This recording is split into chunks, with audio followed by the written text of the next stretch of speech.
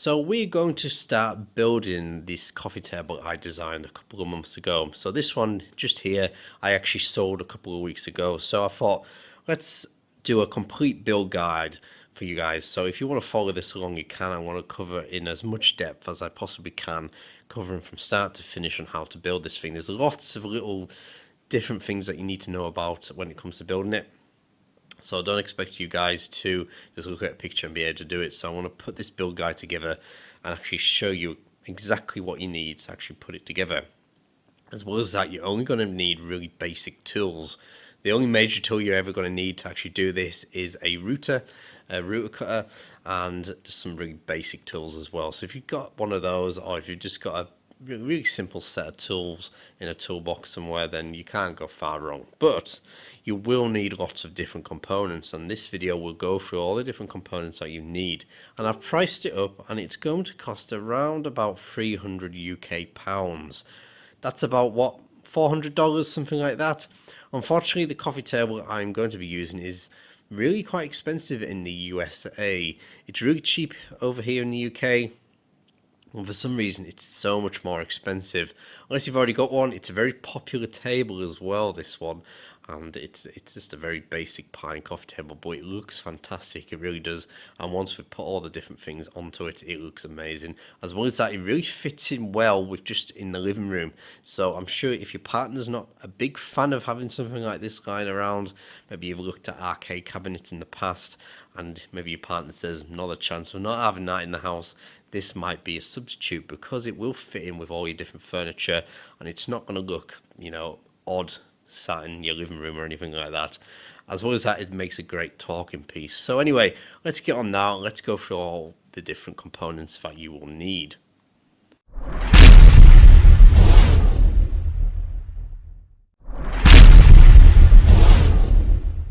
Okay, so let's try and give you an idea of what sort of cost is going to be involved in building this particular retro gaming coffee table. Now, I'm in the UK, so the prices will vary a lot depending on where you are in the world, especially if you maybe in the US. I know this table costs a little bit more in the US. I think you might be able to find it cheaper depending on where you are in the country.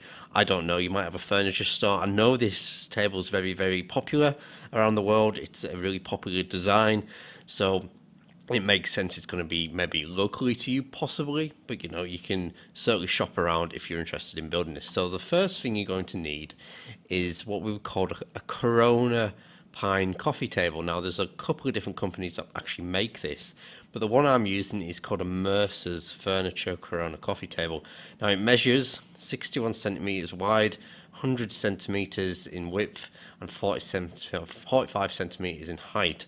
And this is the one just exactly here. Now, the one you see on screen, I don't think it's always the one that you'll receive.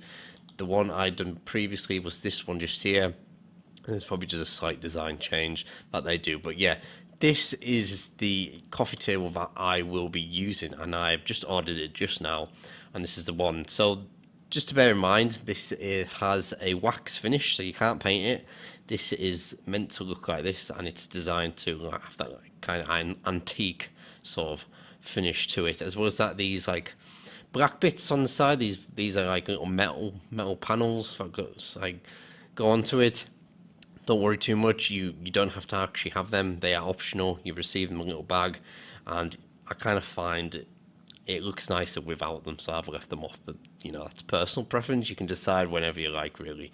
But yeah, this is the coffee table that I will be using. If you can find something of very similar design, I don't see why you couldn't apply this whole tutorial to that, but this is the one I'll be using. So next up, we obviously need to go out and buy a Raspberry Pi. Now, the actual image that I have is running RetroPie, and we all know what RetroPie is. It is an operating system designed to run, all your retro games, basically. But the thing is, you got to bear in mind is that depending on what image you want to use, the latest Raspberry Pi Model 3B Plus, which isn't this one, which we can see here, can only run RetroPie, which is running on top of Raspberry and Stretch, I believe, and the one I am using personally can only run on Jessie. It's the image that I've built and put together, and it's purely built for this particular model of Raspberry Pi. So I'm for now I'm going to be using the Raspberry Pi 3 Model B, and this is from a website called the Pi Hut. This is in the UK. I don't know if they're in anywhere else in the country.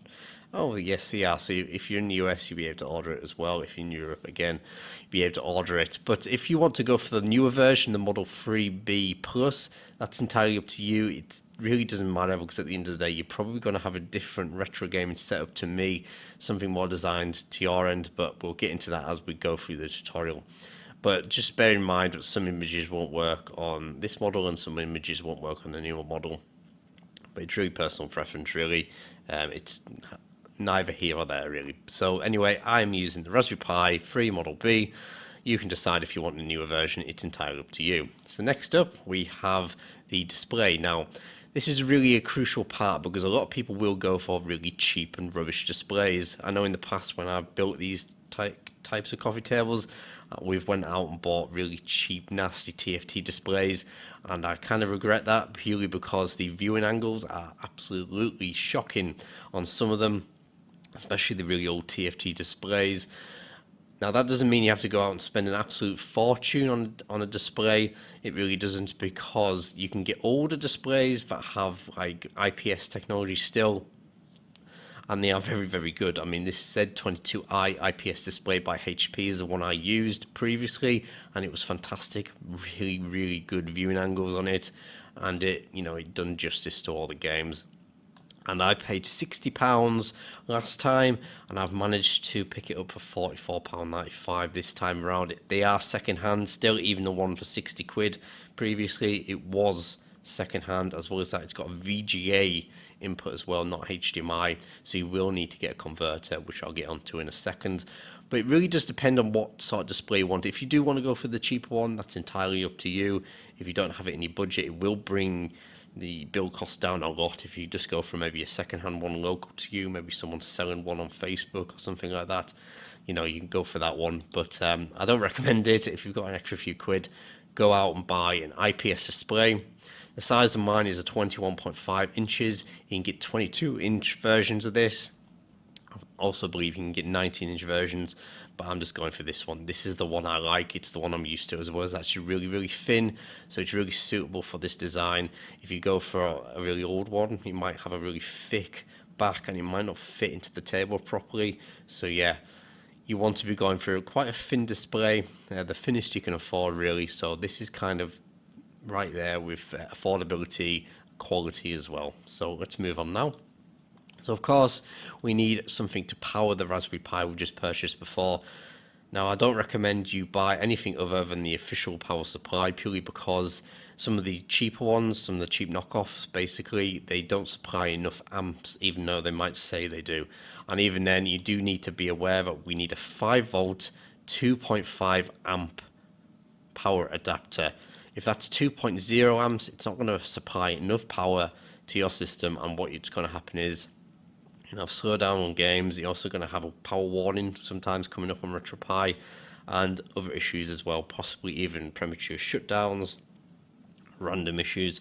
So whatever you do, go and buy a good quality official power supply if you can. They're only a few quid more than the cheaper ones, and it's well worth it. So just don't bother going for the cheaper ones. It just isn't worth the hassle. So next up is entirely up to you. So we do need a micro SD card. At the moment, it's coming up to Christmas, so some of these SD cards are on offer. And again, depending on what time of year you're viewing this, it really depends on the sort of price you're going to get for these things. But at the moment, I'm able to get a 64GB SanDisk Ultra card for £10.95, and in the UK, that's a great deal, because normally these would be about £20 or £30 even in the shops. So that's a fantastic deal at the moment, and it's only about just over £1 more than the 32GB version, so it's a no-brainer really. And as well as that, you need to make sure you buy in the SanDisk Ultra cards or something equivalent to that, maybe a Toshiba one version of it. Purely because they are fast, and it just means everything's going to be nice and silky smooth. Things are going to boot up nice and fast, and it's a top quality card as well. Don't buy a cheap card. It just isn't worth it. The system will run slow, it will crash, and it'll just be a horrible nightmare. Just don't bother. Go for a top quality one, because it's just a no-brainer really. Next up, really, we need something called a power supply socket. Now, these are unique to the arcade cabinets. They're quite useful. They're really cheap as well. I'm buying mine from the UK, but you can import them if you want from AliExpress or some other place, maybe a Chinese wholesale or something like that. And they're normally about half the price of this. I'm just buying this because it's coming up to Christmas and I want to be waiting absolutely ages, so I don't mind paying a few extra quid just for it to come a little bit quicker. And yeah, so you need a printer power supply socket. Sometimes they don't actually say arcade cabinet power supplies. Maybe it's a 3D printer power supply, and if you search for the ones that are named arcade power supply, they will be from China. And if you put in 3D power supply, you might be able to get one something local to you, like this one here. I mean, the one for the previous build I did, it came from China, and I had to wait absolutely ages. Yes, you save a few quid, but you know, I can't be bothered waiting that long. So yeah, you need a power supply that's for your arcade cabinet, and it looks like this. A 3-pin. We've also got a fuse there, handy little fuse, and yeah, it just finishes off the cabinet really nicely, and it's quite easy to cut out as well once we get into that later on in this tutorial series.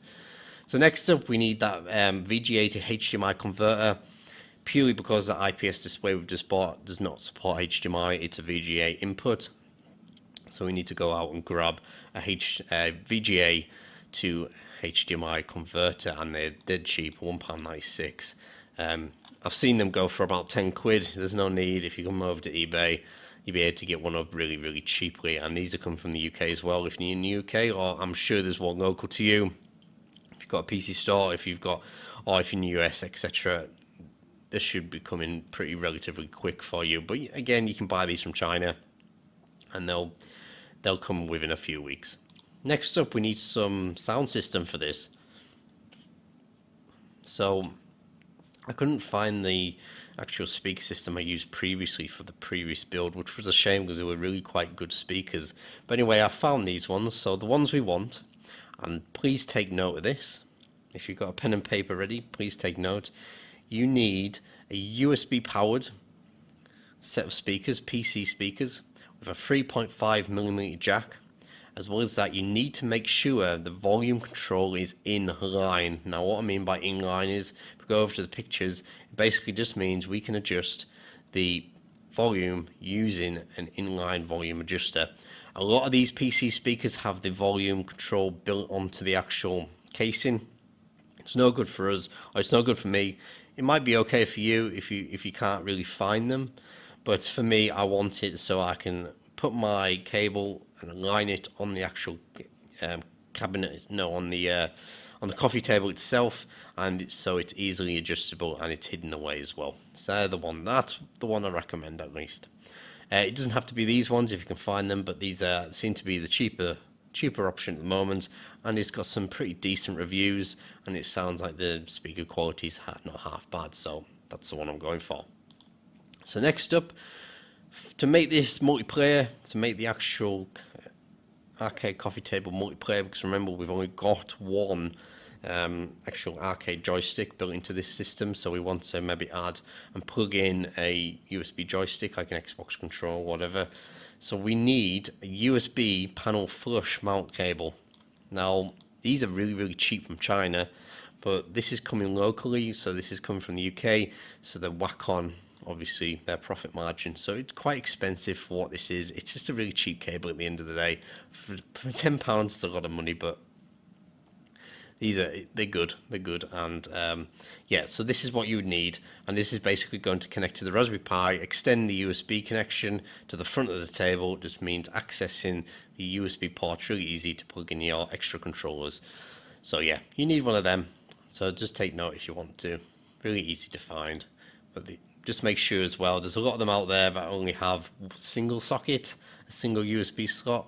Just make sure you get the two, just gives you, a wider range of ability. So next up, we need a cupboard cabinet magnet. Now again, these are dirt cheap, and just make sure it's a 6 kilo rating, because you're going to be bashing that control panel quite a lot. And this is the one you want. This is the design you want. And whatever colour. There's a couple of different colours you can choose from, and again, really cheap, a couple of dollars, a couple of quid, and yeah, they do the job perfectly. So next up, we need a case for our Raspberry Pi, and luckily the Raspberry Pi cases normally fit the majority of Raspberry Pis from the 2 onwards. So this is just a cheap £3.29 one, does the job absolutely fine, no problems there. So next up, we need something called a Staysport. We need this one, and we need this one. So where are you going to grab these from? Well, this is called Eurofit Direct, and this is a UK company. I don't know if they ship overseas, but the reason, when I show you what these are, the reason I'm going to choose these ones is purely because they're high quality, and all the other ones I've tried don't quite do the job properly, or at least I couldn't get them to. So what we need, you might be able to find them really easily local to you, possibly, I don't really know, but I can't find them anywhere else other than this company, Eurofit Direct. They are called Shugatsun Soft Close Lid Stay Left Hand 70 to 105 degree opening, and it's, ignore that, it's that there that you need, this here. Now you need 2 of them for both left and right hand side. It just gives the tabletop as much support as you could want, really, because there's a lot of weight there, especially once we put the casing, the plastic top on top of it. Now there is a version on eBay. Let's just show you now. Forget what you call it. Stay soft close lid support. Yeah, these ones here. Now, I'm not going to even bothering trying them, purely because I don't like the look of them. They don't look very well made, to be honest with you. The hinge mechanism is in the middle of it. I can't imagine it would do very well, to be honest with you. But, you know, I could be entirely wrong, or it's just not going to be appropriate for the design of the table, basically. But yeah, you can get these on eBay. They are £7.38. And they're a bit cheaper. I think you can get them even cheaper than that. There's cheaper versions of them, of course. I've seen them for as low as £2 or £3. Maybe if you go on that Wish app on Android, I've seen them on there for barely anything. If you want them from eBay, but if you've got no choice but to get them, you can certainly give them a try, and you can certainly let me know how you get on with them. They just look cheap. But when we go on to these ones, and I know because I used them on the previous version. The only downside to them is they are incredibly expensive. I mean, £10 for one, it's a lot of money. It is just for that piece, but they are rock solid, first class piece of equipment for what we want it for. And that tabletop, the previous design, it wasn't going anywhere, that's for sure. And as well as that, you need a left and right hand side one, just for maximum support. So next up, we need a clear cast acrylic sheet. You can wait and hold out until you actually get your table to order this, but I've just ordered mine straight away. As long as you're using this one, it shouldn't really matter. The dimensions I'm going to give you should be spot on. But these plastic companies are all over the place. We've got loads in the UK, covering all of Europe. In the USA, I'm sure you've got one. If I come across them, I'll write them down, give you a bit of an idea. You might even have a local company that cuts clear cast acrylic sheeting. You know, it's one of those things that a lot of people do it. So what we want to do is we need to set it up the way I'm going to show you now. So we need glass look cast acrylic sheet. You can get different versions of this, but they can become quite expensive. I know the ones that are anti-scratch and stuff like that are really quite expensive, and it doesn't have to push the price up, but it depends on your budget. So what I do is, when I've done it, I go for a thickness of 3mm. Seems just right for me. And the length is 1000mm, which is 100 centimeters. And the width, I chose 105mm, and it just gives that little bit of an overhang on the actual table itself. Corner radius, just leave none. Polished edges, yes, because you want polished edges, and you want drilled holes as well, go for yes. Now the next thing we need to do is we need to tell them where the holes are going to be. Now unfortunately this website isn't set up for the way I want it to be done, but you can tell them, I can leave a little message for these guys, but there is other websites that allow you to do it. But anyway, what I'm talking about is we need 5mm in diameter holes, and as well as that we need position of the hole to the edge. So this is the part which is really crucial. 25mm is not enough, but we'll get onto that in a second. Countersunk, yes, we want it countersunk. As well as that, we want it designed like this, so one on each corner of the actual table. And yeah, so once you've added that to order, we can have a look and see how much it is. So it's come to £36, and delivery is about a tenner or something on it. But what I add to it, I asked them, so from the position from the edge is 25mm, I want it 45mm from the edge, and it's a much better fit and it just looks nicer. So make a note of that now if you want to. 45mm from the edge, just take note down of all this information as well if you need to. Now there's a couple of different things we need to actually secure that tabletop to our the plastic acrylic glass to our actual table. We need some M5 bolts. Now we need to go to eBay to get those. I'm sure if you've got a hardware store close to you, you can probably get them cheaper. M5 bolts or M6, M5. Yeah, so we need them countersunk as well. Countersunk. So remember, we need to go and get some M5 countersunk bolts. That one will do, and I'll show you. So we need thread diameter M5, that's 5mm, and we've got screw length, and we want 30mm. 30mm is a sweet spot. It's just enough. I actually went for the 20mm before a couple of months back, and it wasn't quite long enough. I didn't realise. So yeah, get yourselves 30mm. We also need a joystick as well. So this is going to go into the actual drawer. We're going to use some wood from the actual table itself to actually build it. We'll get onto that later on in this series of tutorials. So yeah, so we need one of these. Now we need a zero delay setup, and basically this is what it is. So that board there, where you can see, converts all these cables to a USB, and so we can connect it to our Raspberry Pi.